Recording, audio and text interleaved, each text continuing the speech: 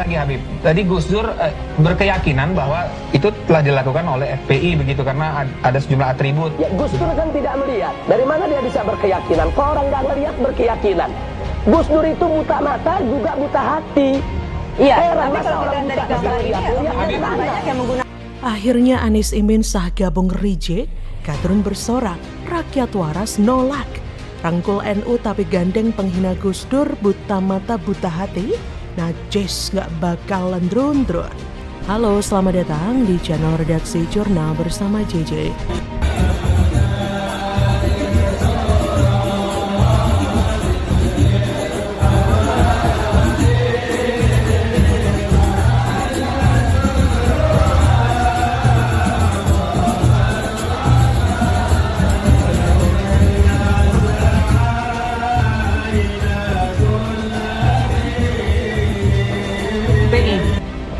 Sekali lagi Habib, tadi Gus Dur berkeyakinan bahwa itu telah dilakukan oleh FPI begitu karena ada sejumlah atribut. Ya, Gus Dur kan tidak melihat. Dari mana dia bisa berkeyakinan? Kalau orang nggak melihat berkeyakinan.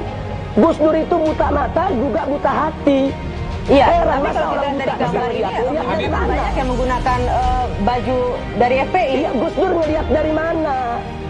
Ya, Gus Dur itu buta matanya, buta Habib. hatinya. Ya Habib, Anda kenapa begitu yakin bahwa yang melakukan kekerasan tersebut Bukan atau dari peristiwa FPI. tersebut itu bukan dari FPI?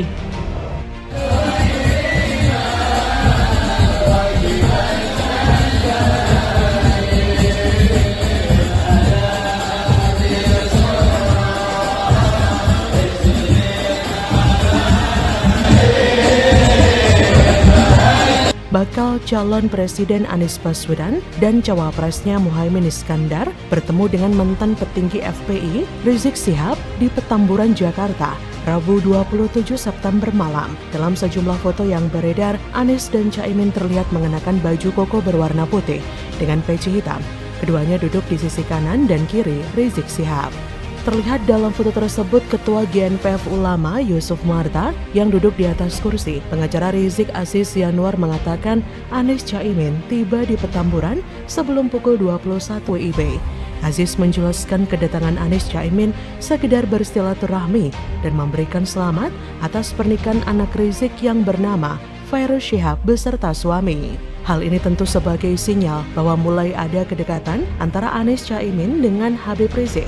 Kejadian ini sontak mendapatkan respon dari banyak pihak, termasuk pegiat media sosial Husin Alwi Syihab. Menurutnya, melihat kejadian itu, Ansor Banser dan Nahdliyin tidak akan mau memilih kalau ketum PKB-nya saja sudah remeh-temeh begitu ke Petamburan. Kita semua tentu masih ingat betul kata-kata Rizik Syihab alias HRS yang menghina Gus Dur di acara televisi nasional. Kalau saya jadi Caimin, dapat dipastikan saya nggak akan datang kalau yang undang itu penghina Gus Dur. Gus Dur itu kiai, ulama, kiai panutan Ansor Banser, Nahdliyin dan tokoh sejuta umat. Dan nggak mungkin saya hadir ke hajatan penghina om saya sendiri yang sudah meninggal. Apalagi ini soal umat. Ternyata memang benar, Anies belum berubah dan masih memanfaatkan politik identitas. Hanya saja polanya berbeda, tidak frontal. Apakah ini sebuah pertanda masjid akan dibuat panas lagi seperti Pilkada Jakarta 2017? Kita tentu masih ingat politik identitas yang dikerjakan dengan luar biasa menjijikkan, membuat kita sama-sama melihat bahwa orang ini sebetulnya tidak layak dipilih. Haram hukumnya. Semakin lama politik identitas ini akan menjadi tren dan bisa merusak negara kesatuan Republik Indonesia. Dan sekarang Nasdem adalah pelopor politik identitas dalam skala nasional. Setelah sebelumnya Gerindra dan PKS dalam skala lokal. Apakah PKB juga akan terlibat bersama dengan Nasdem? Entahlah. Dari sini kita bisa mengetahui partai-partai mana saja yang bisa dipilih dan tidak bisa dipilih. Tidak bisa bukan karena tidak masuk ke dalam elektoral, tapi karena menyangkut kestabilan dan keamanan negara. Kita sama-sama tahu siapa Rizik itu. Dia adalah orang yang dianggap sebagai playmaker dari kemenangan pasangan Anies Sandi pada 2017. Kemenangannya di Jakarta secara pengaruh adalah karena JK, yang juga dia meskipun dia menjadi ketua DMI saat itu. Kedatangan Anies ke markas Perang Pembela Islam yang sudah dibubarkan hari ini menjadi pertanda bahwa Pilpres pada 2024 nanti akan sama seperti Pilkada Jakarta 2017. Demokrasi akan hancur sehancur-hancurnya dan membuktikan sekali lagi bahwa negara masihlah kalah dengan intoleransi dan dan pengacauan yang ada di belakang Anies. Dan tentu akan menjadi sangat meresahkan. Anies, dua tipe orang yang menghalalkan segala cara untuk masuk dalam kepemimpinan. Bahkan dia dan Caimin dengan beraninya merangkul kelompok radikalis untuk menang. Maka yang harus kita kerjakan saat ini adalah berjuang untuk menghalau Anies dan gerombolannya masuk jadi capres. Karena sudah dibayangkan, Jakarta sangatlah kelam dulu. Dan berbahaya permainan semacam ini jika diulang lagi di Pilpres nanti. Jadi bagaimana menurut Anda? Waspadalah, waspadalah.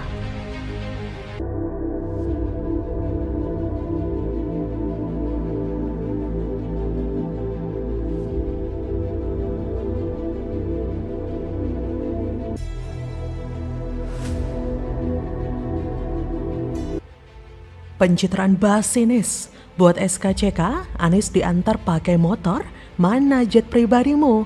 Pura-pura merakyat gitu toh. Puluhan wartawan sudah standby, drama murah nis. Halo, selamat datang di channel Redaksi Jurnal bersama JJ.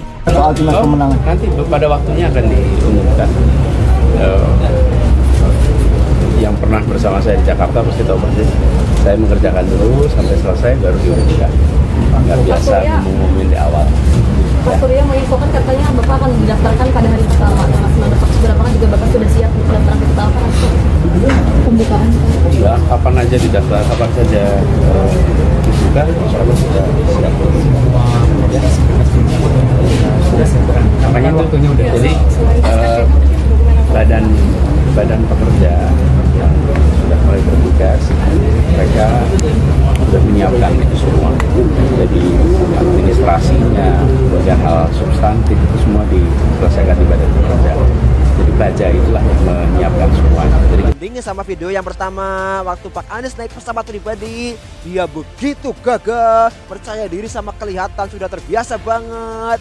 Ya kita semua memang jadi bertanya-tanya, yang mana sebetulnya kepribadian Pak Anies itu? Apa benar Pak Anies ini orangnya merakyat? Apa benar Pak Anies ini akrab sama rakyat kecil? Jawabannya ya jelas ya lur, kita wong cilik gak mungkin ketipu sama akal pencitraan Pak Anies yang merakyat itu. Bener apa ora lur? Ya kalau menurut sedulur gimana lur? Percaya apa ora kalau Pak Anies itu merakyat lur?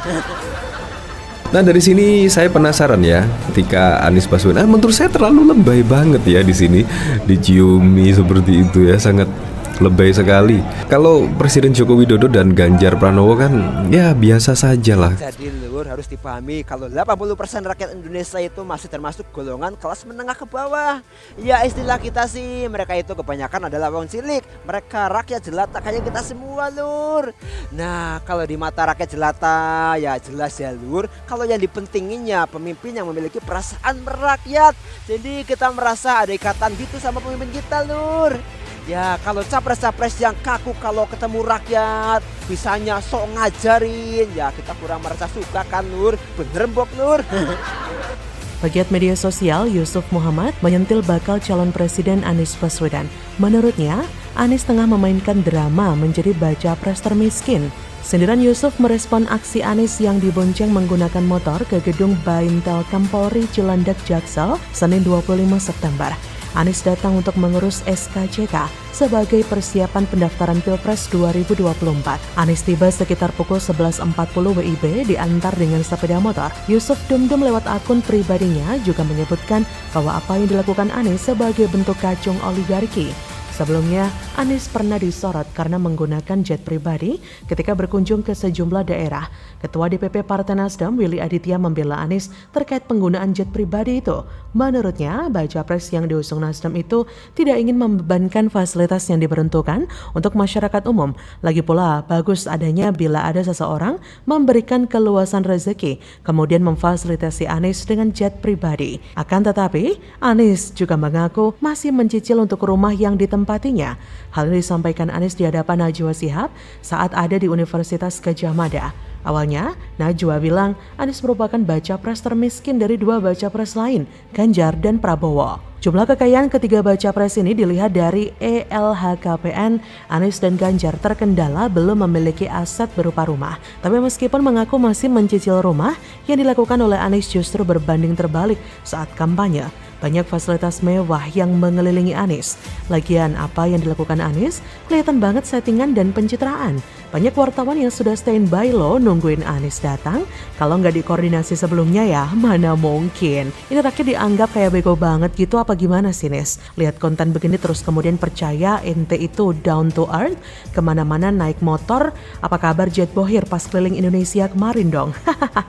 Rakyat nggak akan percaya Anies itu terlihat sederhana. Rakyat sudah cerdas kalau itu Anies memang dekat dengan Bohir Kacung.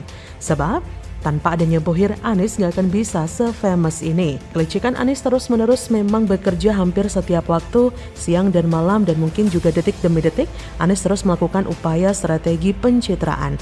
Usaha seperti itu tidak masalah ya, mungkin itu juga salah satu ikhtiar. Namun kalau tidak dibarengi dengan prestasi, bisa jadi semesta tidak merestui dan akhirnya tidak akan menjadi presiden.